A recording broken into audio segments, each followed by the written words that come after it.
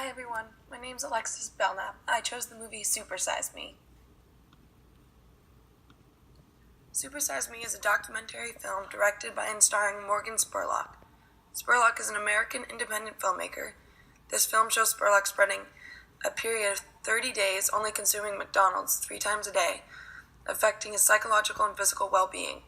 The documentary examines the fast food industry's corporate influence, including how it encourages awful nutrition for profit. Spurlock consumed around 2,500 calories, which is the so-called recommended diet for a man maintaining their weight. He gained 24 pounds and experienced mood swings, sexual dysfunction, and fat accumulation in his liver. After the experiment, it took him a year and 2 months to lose the weight back off with a vegan diet inspired by his girlfriend, who was a vegan chef.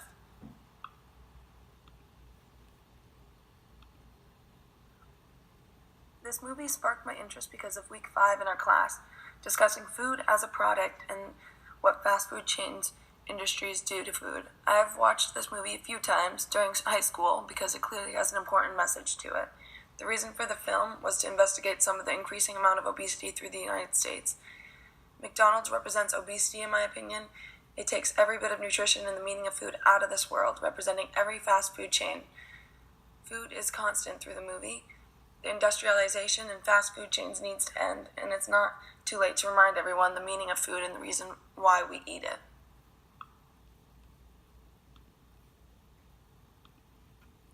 This movie easily identifies 2 of the themes of the power of food.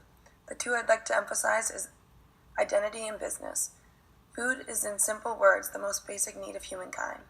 What we eat and how we eat reflects our relationship with our environment. Food is more important than just a physical essential. It's also an indicator of the relationships we can form with others as individuals, communities, and nations. Food had an embedded political, socioeconomic, and cultural meaning. I find that modern racialization is being linked with connection to food identity and power. Mary Douglas has noted a distinction between pure and polluted, one that establishes both significance and the socially constructed nature of our ideas about the edibility of food. The definition of identity, the fact of being who or what a person or thing is. In week 3, we watched Fried Green Tomatoes, and throughout the movie, my understanding grew on how food is one's identity, intimately, personally, continuously evolving, and socially constructed. This week introduced a greater knowledge of how you are what you eat. There's a difference between recognizing that what you eat is what you are, and that what you eat constructs who you are. We consume identity through our food and drink choices, more specifically by what we don't eat or drink. The current American relationship to food is strained, at best, as 2/3 of Americans experience overweight and obesity and are at risk for a number of serious health complications. An understanding of the historic and political economic aspects of the American food system is necessary to address the effects of our modern food habitats on our ideas of ourselves. Spurlock lived a relatively healthy lifestyle before the movie was produced, and day after day in the movie, you could see life being sucked out of him from the quality of the food consumption.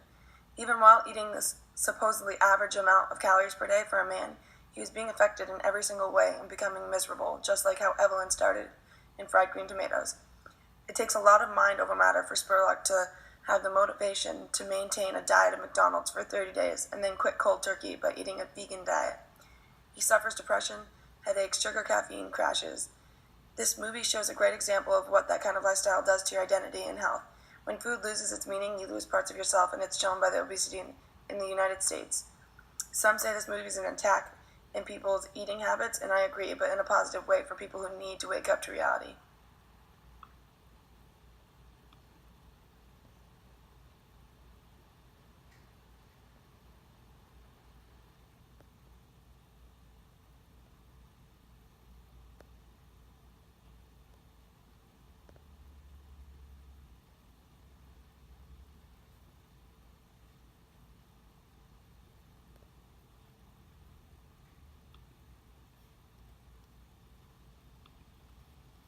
The definition of business is the practice of making one's living by engaging in the commerce or a person's regular occupation, profession, or trade.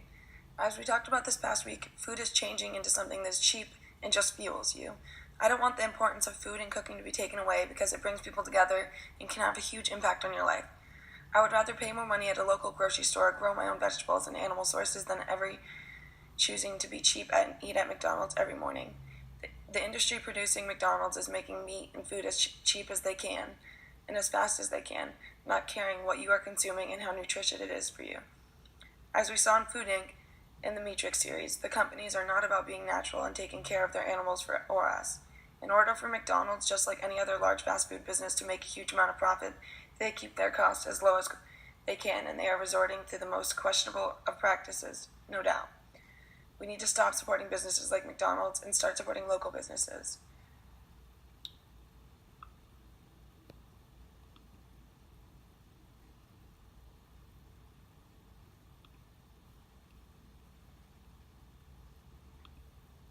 In conclusion, this documentary exemplifies multiple themes we looked at this semester, especially themes we covered in week 3 and 6. This movie is a message to America to wake up from obesity and realize what fast food does to your body.